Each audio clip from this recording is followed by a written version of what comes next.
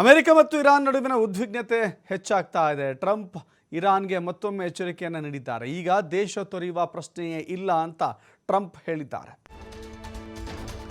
Iran trailer ಮಾತ್ರ ನೋಡಿದೆ, cinema Abhi ಬಾಕಿ ಹೈ, ಪಿಕ್ಚರ್ ಅಭಿ ಬಾಕಿ ಹೈ ಅಂತ ಹೇಳಿದ್ದಾರೆ.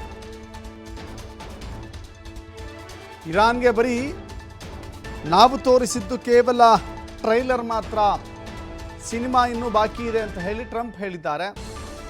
ನಟಾಂಜ್ ಪರಮಾಣು ಸೌಲಭ್ಯದ ಬಳಿ ಎಚ್ಚರಿಕೆಯನ್ನು ಕೊಟ್ಟಿದ್ದಾರೆ.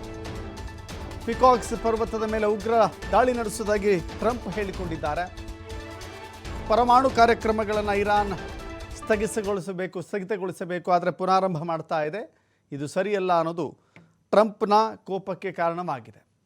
ಹೀಗಾಗಿ ಪರಮಾಣು ಶಸ್ತ್ರಾಸ್ತ್ರ ತಯಾರಿಸುವುದನ್ನು ತಡೆ ಹಿಡಿಬೇಕು, ಸಂಪೂರ್ಣವಾಗಿ ನಾಶಪಡಿಸ್ತೇವೆ ಅಂತ ಹೇಳಿ ಟ್ರಂಪ್ ಹೇಳಿದ್ದಾರೆ.